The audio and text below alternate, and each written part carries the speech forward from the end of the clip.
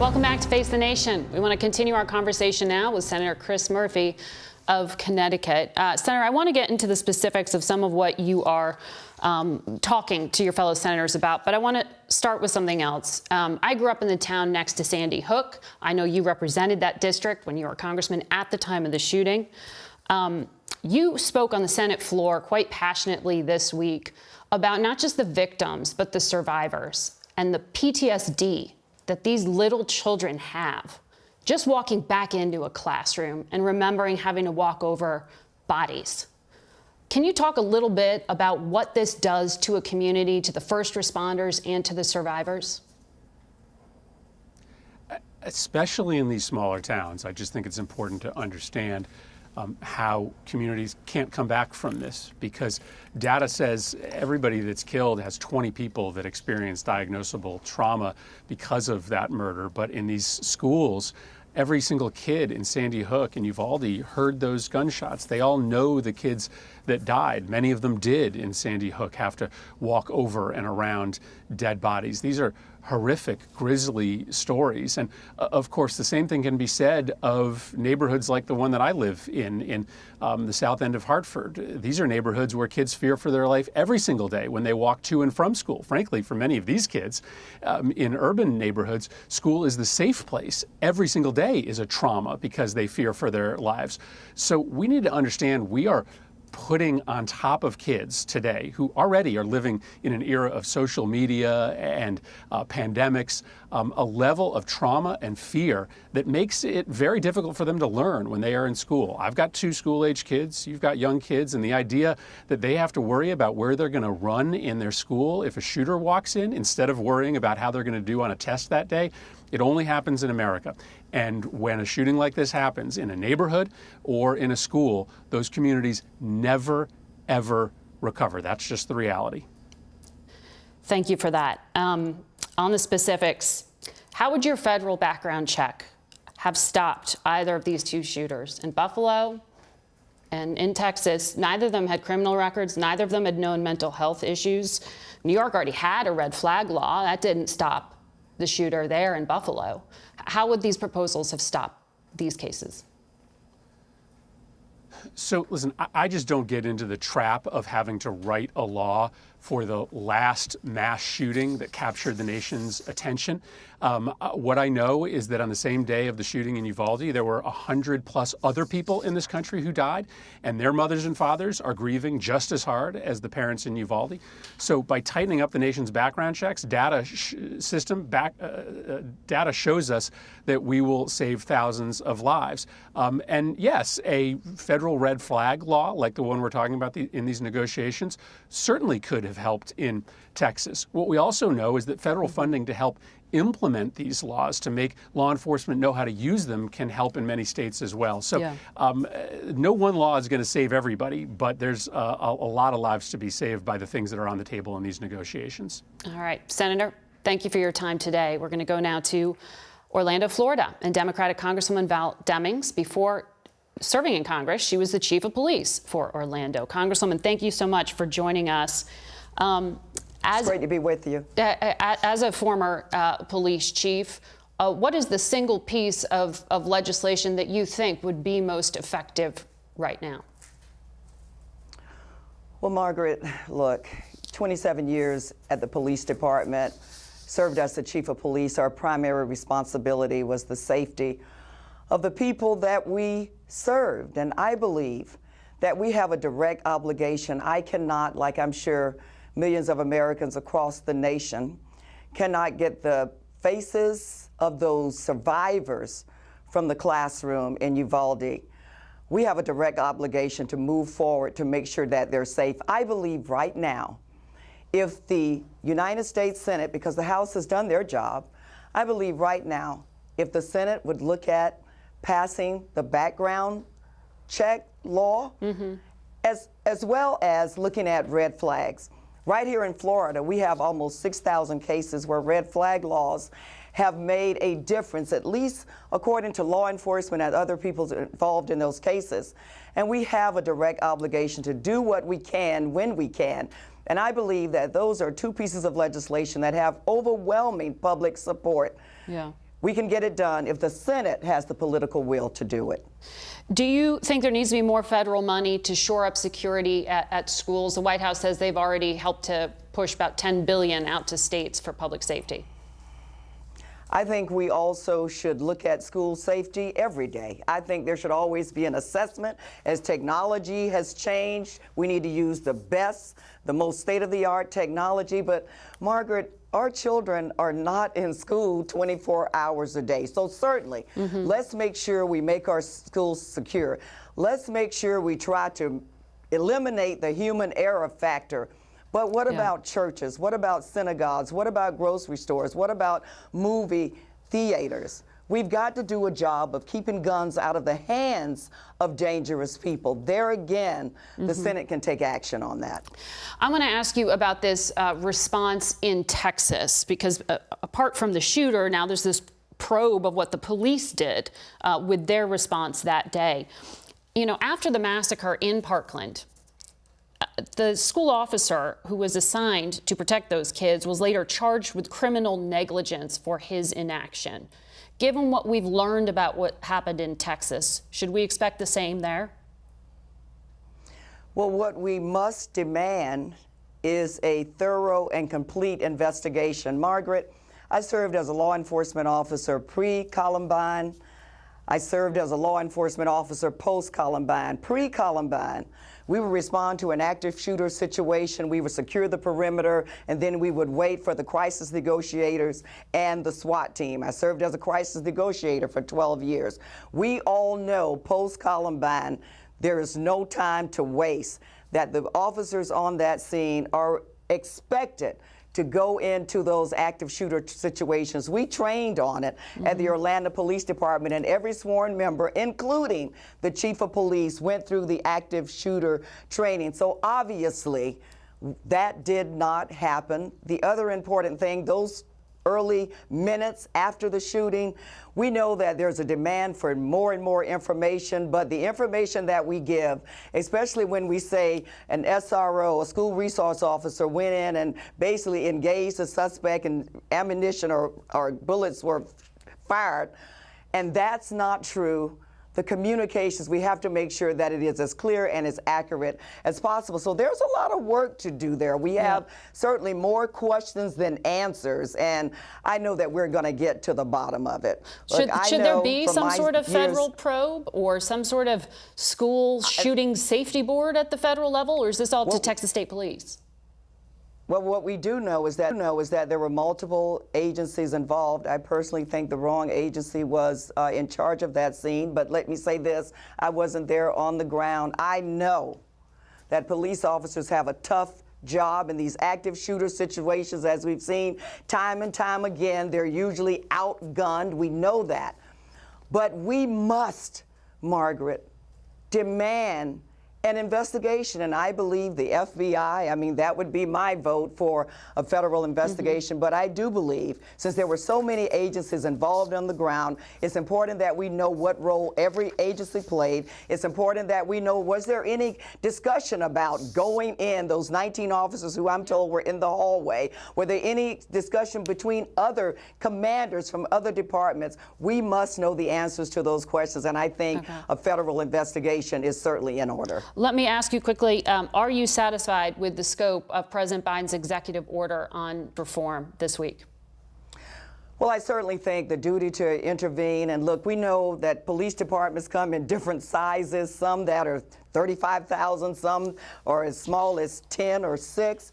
And so the level of training that they get is different, but duty to intervene, the de-escalation training being included in use of force, making sure that the public is aware of criminal, or not criminal, but misconduct, could be criminal in some instances. I think all of those things are a good start, but Margaret, that's all they are. I also think we need to look at training across the board with law enforcement, and let's standardize the training so the small agencies will have the benefit of good training, just like the larger agencies. Congresswoman Demings, thank you very much for your time. We'll be right back. The shootings in both Buffalo and Uvalde have brought yet another degree of anguish as we honor those who've died defending America on this Memorial Day weekend. On Saturday, President Biden gave a commencement address in Delaware where he noted the pain of burying a child. Vice President Kamala Harris attended the funeral for 86-year-old Ruth Whitfield, the last victim to be buried following that shooting in Buffalo just 2 weeks ago. As I speak, those parents are literally preparing to bury their children.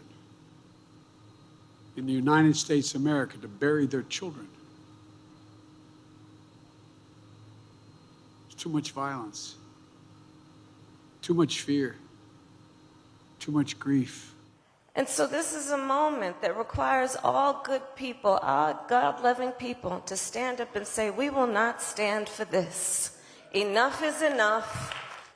Enough is enough. Certainly something that's been said before. Here's a look at more of what's been said as history seemingly continues to repeat itself.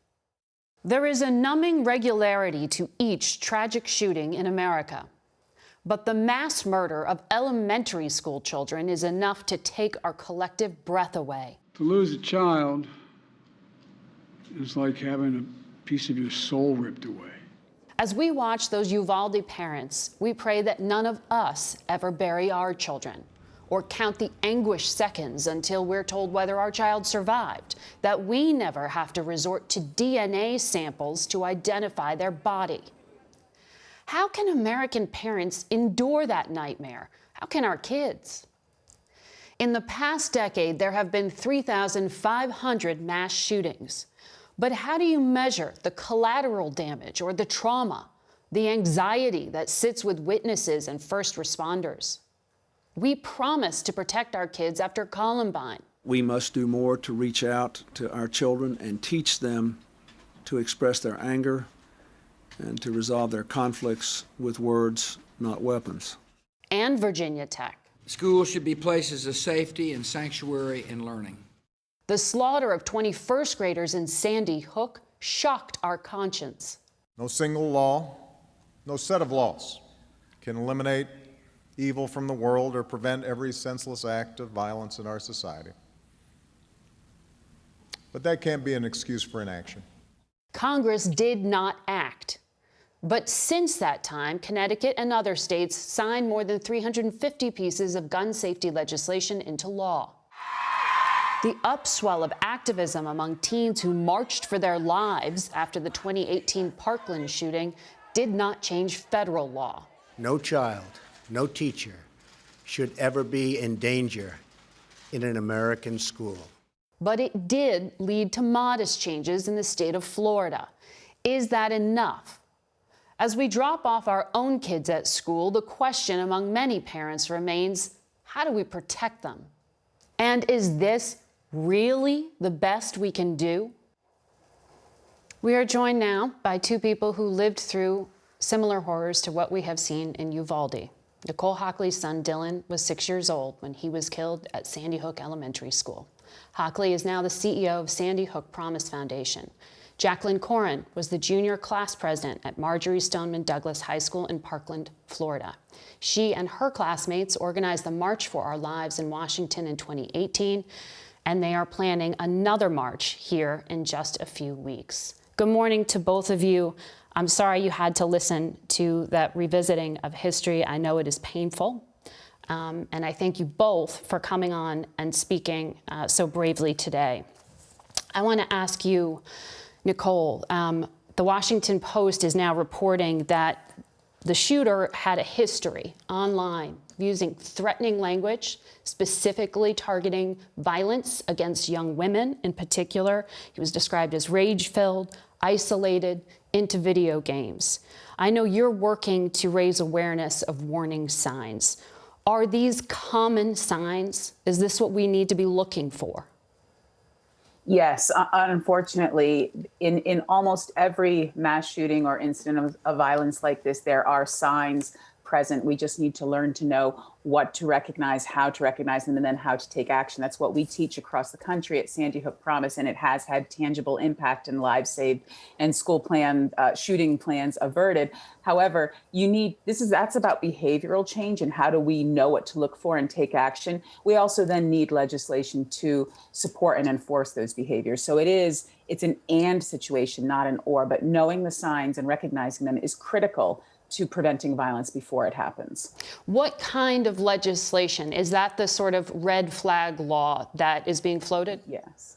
Yes, extreme risk protection orders and background checks work hand in hand. Background checks looking at your history, where have you displayed at-risk behaviors in the past, and should you be responsible for a firearm? And extreme risk protection orders or red flag laws is like, what's your current state of mind? Are you going into crisis? Are people worried about you? Should you be temporarily separated from weapons so that you can't move forward, but that you can then de-escalate and get the help that you need, and then be deemed safe if you should have firearms again.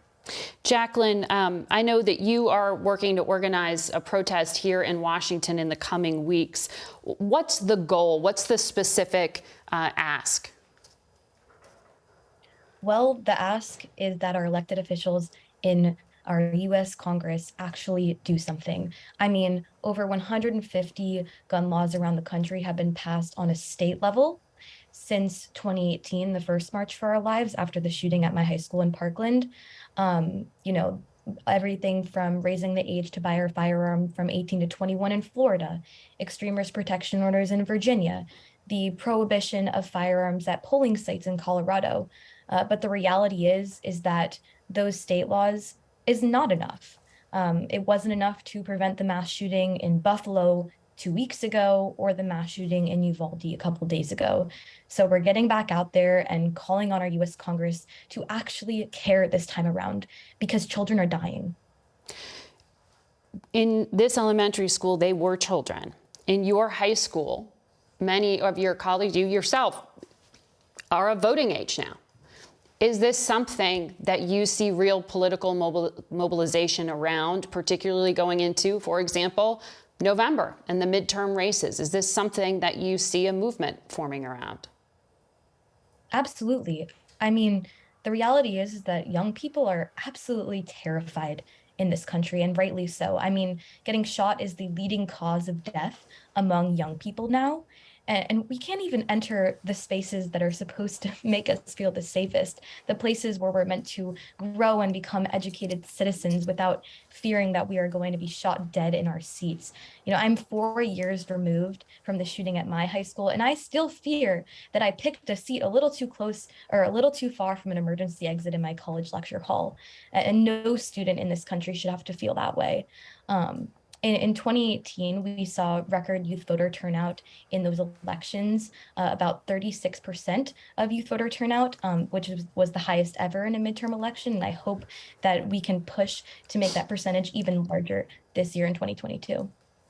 Nicole, I know your son Jake survived the massacre at Sandy Hook. How does a child process trauma like this? Great question. He's still processing, and sometimes he talks about it, sometimes he doesn't. However, he will be turning 18 on the 4th of July, and he knows one of the first things he's going to do is register to vote. This is, for 10 years, this is all he's known, is death by firearm and preparing in active shooter drills for imminent school shootings. This is what this generation has grown up with. And I don't know how you process that, because it becomes part of your normal psyche now. This is what they expect. This is what they live with every day. And this is why they are going to be the ones to help create the change that we adults have not been able to deliver for them. Do either of you believe that the answer here, or even part of the answer here, is more police presence in schools? I'll go I first do not. on that. Sorry, go ahead, Jacqueline. I do not. I mean, obviously, it's despicable that it took so long for police to enter in Uvalde. And I remember feeling so angry at the armed school resource officer at my school who refused to enter the building. And that goes to show that evidently having armed security present does not prevent mass shooters from carrying out violence. And the reality is if we're talking about what to do once a shooter has access to a school, it's just too late. More police in schools, arming police officers, arming teachers especially, is not the answer. And you agree with that, Nicole? I absolutely agree. It's about how do we get ahead of it. By the time they get to the school, it's too late, and there's not enough evidence to suggest that armed security at the school will be anything other than another casualty or just not helpful at all. What about restrictions on ammunition sales, high-capacity magazines, those things that the president says should be talked about but are not being discussed in the U.S. Capitol right now? Personally, I am a fan of restrictions on high-capacity magazines because the only purpose of having a high-capacity magazine is to propel as many bullets as possible in a short period of time. There's not really a civilian use other than target shooting, but you can't hunt with that. It's not good for personal self-protection. It is for killing. And personally, I know that in the Sandy Hook situation, because the shooter had to stop either because his magazine jammed or because he had to change his ammunition clip, several children were allowed to escape. My son was not one of them, but those few seconds can make all the difference in terms of saving lives. Jacqueline, thank you. Nicole, thank you for your time today and for sharing your perspective. We'll be back in a moment.